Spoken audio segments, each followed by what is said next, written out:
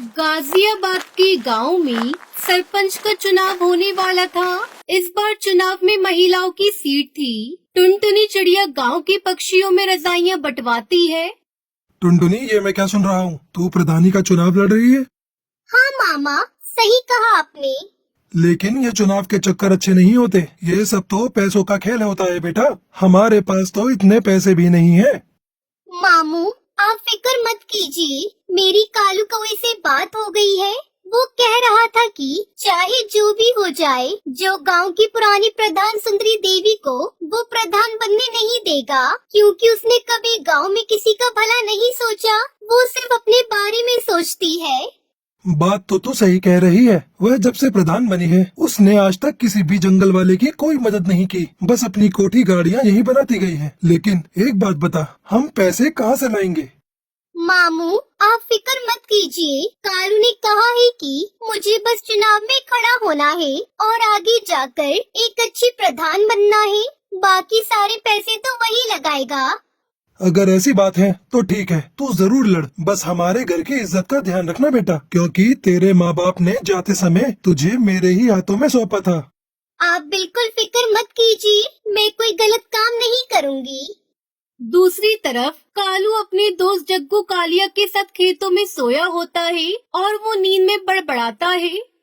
टुनटुनी प्रधान जिंदाबाद, टुनटुनी प्रधान जिंदाबाद। मामू देखो, मैंने कहा था ना, अब आप मेरा टुनटुनी से निकाह कर दीजिए।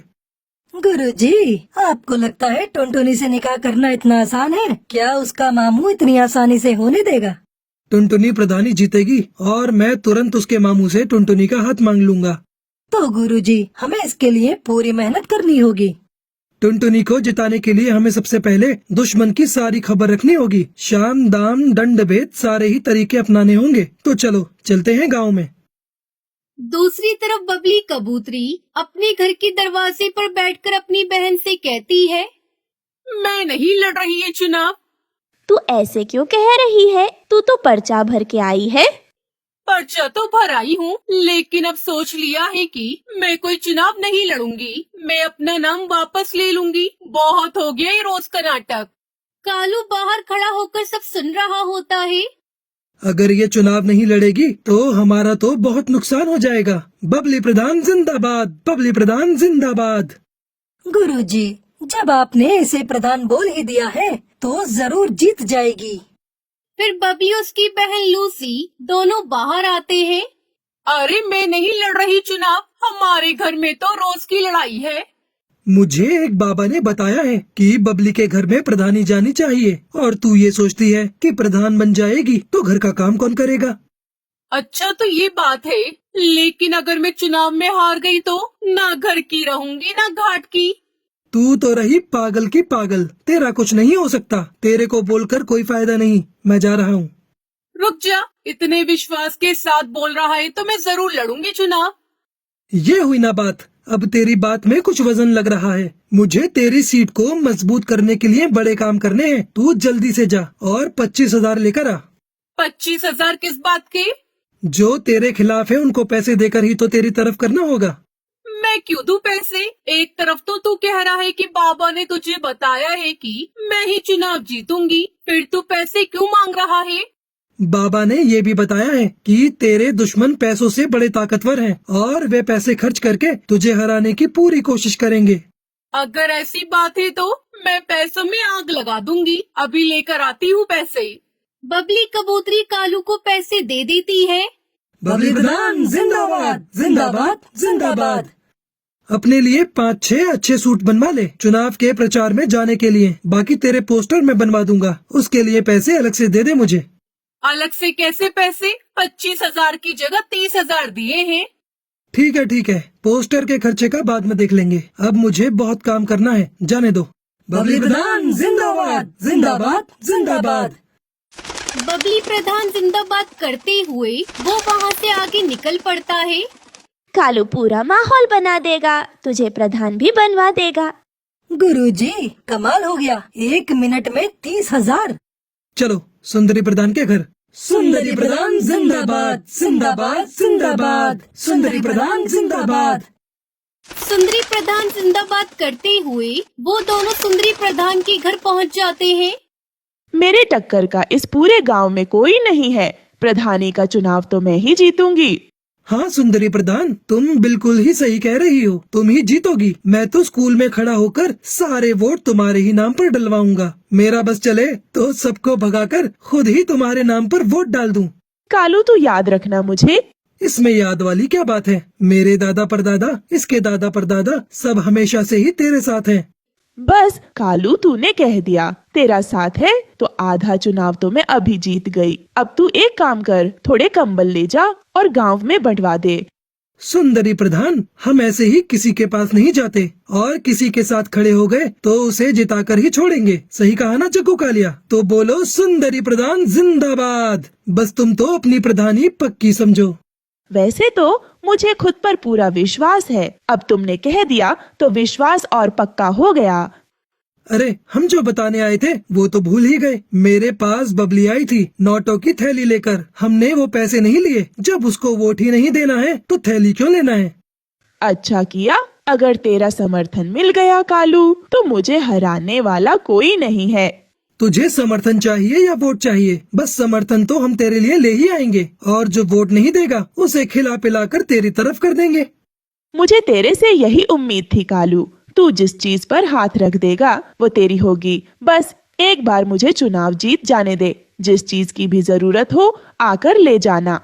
तेरे घर का तो मैं पानी भी नहीं पीऊंगा। तुझे वोट देने के लिए मैं तेरे से कुछ लूंगा क्या? वह तो जब मैं गांव में निकला तो 2-4 पक्षियों ने पूछा कि भाई किसे वोट डालना है, कुछ खिला पिला दो। उसके लिए मैं तेरे से पैसे लूंगा, उनको खिलाने पिलाने के लिए और तेरी तरफ करने के लिए, वरना मैं तो एक पैसा न लूं।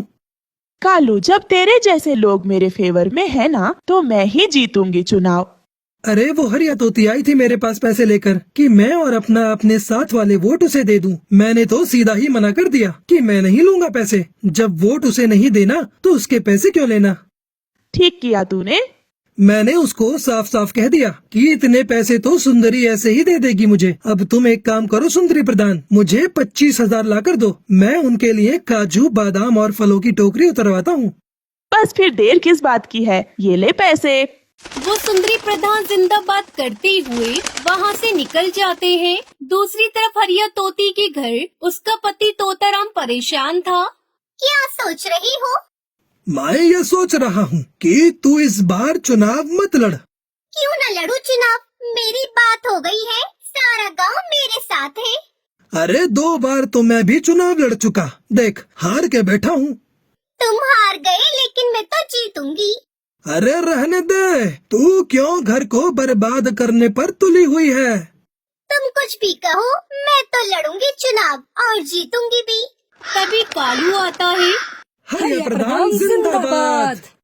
देखो कालू खुद मेरी जीजी कार करते हुए आ रहा है और ये जिसके पीछे लग गया वो तो जीत ही गया समझो। अरे तोताराम क्या बात हो गई? दुखी क्यों हो? क्या बताऊं तुझे, 2 बार चुनाव लड़ा और हार गया। अब ये चुनाव लड़ने को कह रही है, बात ही नहीं मान रही मेरी। अब हार की बात करेगा तो हारेगा ही। जीत की बात कर, जीत की। पीछे मुड़कर देखना छोड़ दे और आगे की तरफ बढ़। कौन समझाए? ये तो पुरानी बात पकड़ कर ही बैठे हैं। मैंने कहा जिसके साथ कालू हो उसकी तो जीत ही होगी। अब तुम्हें क्या बताऊं, 3 बार आ गए मेरे घर पर 30,000 40,000 लेकर। कह रहे थे कि तुम बस चुनाव जितवा दो, पैसे चाहे कितने भी लग जाएं। तूने किसी को हाँ तो नहीं करे? ऐसे कैसे हाँ कर देता?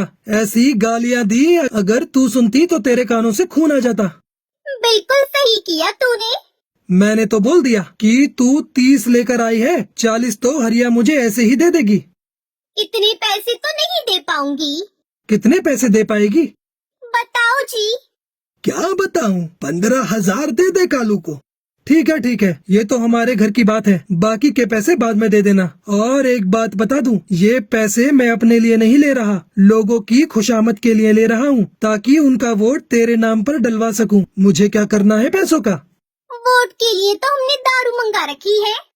अरे बेवकूफ, जो दारू नहीं लेता उनके लिए कुछ और मंगवाना पड़ेगा। बस ये पैसे उनमें ही खर्च करूँगा।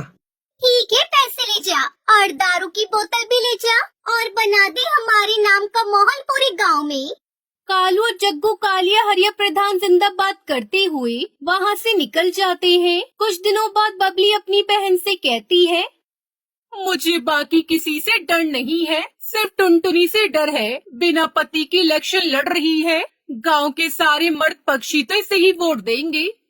तुम फिक्र क्यों करती हो? वैसे भी ये अपने गांव की है नहीं, ये इसके मामा का गांव है। इसकी सीट तो कैंसिल ही कर देंगे। वोटिंग का दिन आता है और गांव में वोट पड़ते हैं। सुनो गांव वालों, हमारे अधिकारी जी ने वोटों की गिनती कर ली है। अब वह परिणाम की घोषणा करेंगे। गांव वालों, टुनटुनी 103 वोटों से आगे है और वह गांव की प्रधान घोषित की जाती है। टुनटुनी कालू सब नाचने लगते हैं। गांव वालों, हमें पंचायत बुलानी होगी। यह चुनाव गैर कानूनी हुआ है। हाँ हाँ, सही कहा तोताराम ने। ये चुनाव गैर कानूनी है। टुनटुनी तो इस गांव की है ही नहीं, फिर ये चुनाव कैसे लड़ सकती है? गांव की चौपाल पर पंचायत बिठाई जाती है। गांव वालों, तोताराम का ये कहना है कि टुनटुनी इस गांव में गलत तरीके से चुनाव जीती है, क्योंकि वह इस गांव की है ही नहीं, इसलिए चुनाव दोबारा होंगे। क्यों होगा दोबारा चुनाव? मैं प्रधान बनी हूँ, मुझे जिताने वाले गांव के पक्षी ही हैं। हम पागल हैं जो हमने चुनाव के लिए 10 बीघा जमीन बेच दी। मैंने कोई गैर कानूनी तरीका नहीं अपनाया है। चुनाव लड़ने या जीतने के लिए मैं इस गांव की हूँ। मेरा निकाह इस गांव में हुआ है और इस हिसाब से मैं यहाँ चुनाव लड़ सकती हूँ। किसके साथ हुआ है तेरा निकाह? हमें भी तो बता। कालू से हुआ है मेरा निकाह, मैं झूठ नहीं बोल रही। गांव वालों, मेरी बात सुनो। ये चुनाव सही तरीके से हुआ है, क्योंकि प्रधान बनने के बाद किसी को अपनी कोठी बनवानी थी, किसी को फॉर्च्यूनर खरीदनी थी, तो किसी को अपनी बेटी की शादी करनी थी। सबको सिर्फ अपने बारे में ही फिक्र थी। गांव की भलाई की तो किसी को पड़ी ही नहीं थी। इसलिए मैंने इस गांव की भलाई के लिए टुनटुनी से निकाह किया। सबके सामने बोलता हूँ, ये गांव का काम करेगी और विकास भी करेगी। अगर ऐसा नहीं हुआ तो मैं खुद टुनटुनी से उसका इस्तीफा दिलवाऊंगा। गांव वालों, मैं यहाँ पर बड़ी हुई हूँ, लेकिन मैंने हमेशा आप सबको गांव की टूटी सड़कों की वजह से परेशान होता हुआ देखा है। इस गांव में 5वीं क्लास के बाद कोई स्कूल नहीं होने की वजह से बच्चों को इतनी दूर पढ़ाई करने के लिए दूसरे गांव में उड़ता हुआ देखा है। मेरे मामू मुझे पढ़ाना चाहते थे, लेकिन हमारे गांव में कोई स्कूल नहीं था, जिस वजह से मैं आगे नहीं पढ़ पाई। और मैं नहीं चाहती कि हमारे गांव की आगे आने वाली पीढ़ी कम पढ़ी लिखी हो, खास तौर पर चिड़ियाएं, जिन्हें आप सब आगे की पढ़ाई के लिए दूसरे गांव नहीं भेजते। गांव के सभी पक्षी कालू और टुनटुनी के लिए ताली बजाने लगते हैं और इस तरह टुनटुनी चिड़िया जंगल के प्रधान बन जाती है और कालू की टुनटुनी से शादी हो जाती है।